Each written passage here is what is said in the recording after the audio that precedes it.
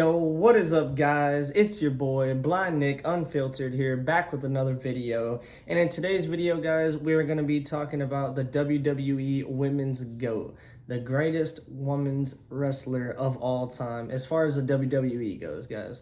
So let's go ahead and get right into it, guys. If y'all are enjoying me talking about the WWE, y'all be sure to drop a like, subscribe if you guys haven't already, and give me any future ideas that you guys would like to hear me talk about on the WWE.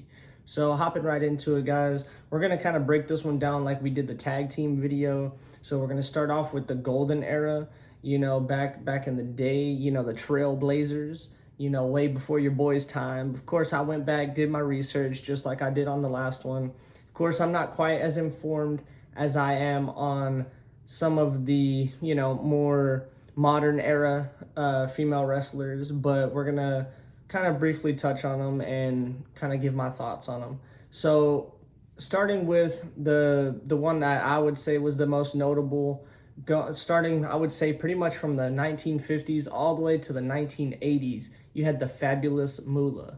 Okay, and of course she was a heel, she was a bad guy, but they always had to go up against her if they wanted to get the title. Going through her was something you had to do, and it allowed for a lot of the female wrestlers that came after her. She really was one of the first trailblazers. Like, she really started to popularize female wrestling. And so you have to respect for what she was able to do, holding the title for as long as she did, and depending on who you ask, like, some people definitely are going to put her as the GOAT, or at least in that GOAT conversation.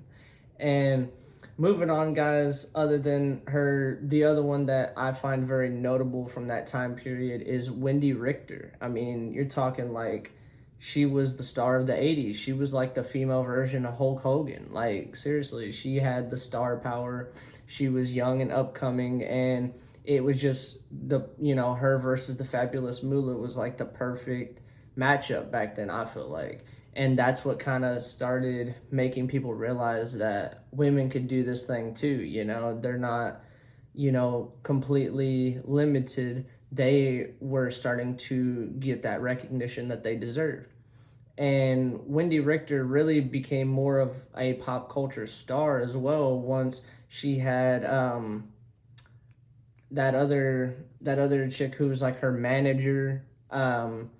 So, and she was very popular, rock star and everything. So that really got her into it. But I don't really put the other chick in the category. I mean, that did help popularize her. But Wendi Richter, of course, I'd throw her in there because she was one of those that really stuck out to me as far as like the vibes that she brought, the energy that she brought, and she was actually like a really good in-ring wrestler.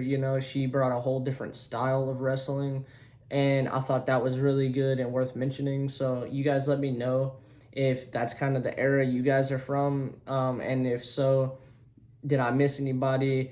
Do y'all think there was anybody else there during that time period? I know Madusa as well, Alundra Blayze. I know a lot of people might, reference her too. So shout out to her because I know she did kind of help transition into the Attitude Era, into like the Ruthless Aggression Era. So, shout out to her as well. But getting into that Ruthless Aggression Era, I think, without a shadow of a doubt, you have to bring up the ninth wonder of the world, Chyna. She was an absolute beast, and she's an absolute legend. She was able, to win the Intercontinental Championship, which is crazy. Competed in Royal Rumbles. Like, she was out there duking it out with men, like holding her own. So you have to, have her in the conversation. And I'm sure a lot of people might put her down as the actual GOAT. Um, didn't really have like an extreme amount of like accolades, but just for what she was able to do, her athleticism and her just physicality is one thing that definitely brings her to the conversation.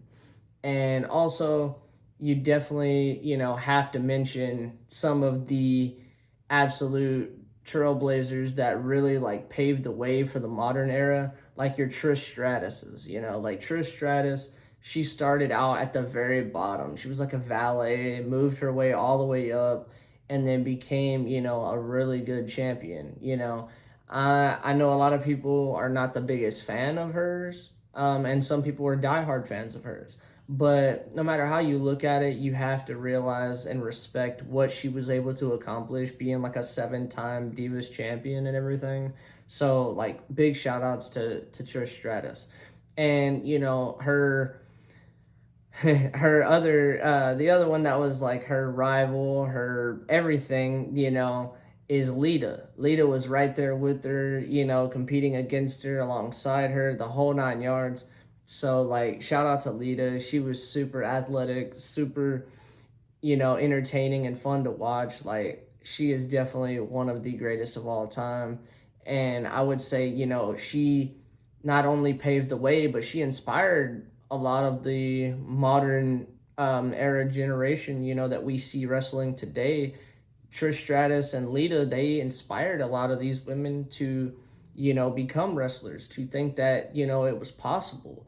Before them, you know, it wasn't a very popular avenue that they could go about doing. Like a lot of women realized that this is something they could actually do after Trish Stratus and Lita really made it, you know. And I'm sure there's a lot of names out there that I haven't mentioned, but I'm just going off of like my list. You guys let me know if I disrespected anybody or left anybody out in the comments down below.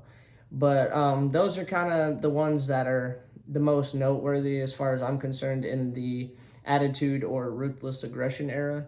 So moving on to the modern era, which is what I've watched. All of those are kind of before my time, which I've went back and watched a lot of old matches and did a lot of research and stuff like that. But as far as like the modern era, this is stuff that I've, you know, grown up watching and seen, you know, with my own eyes and everything. So that I have a little more knowledge on some of these. But I would say first and foremost, you have to go with a generational talent, Charlotte Flair. And I know she's very controversial. A lot of people, you know, are not her biggest fan, don't like the way she carries herself. You know, she's very similar to her dad in that aspect.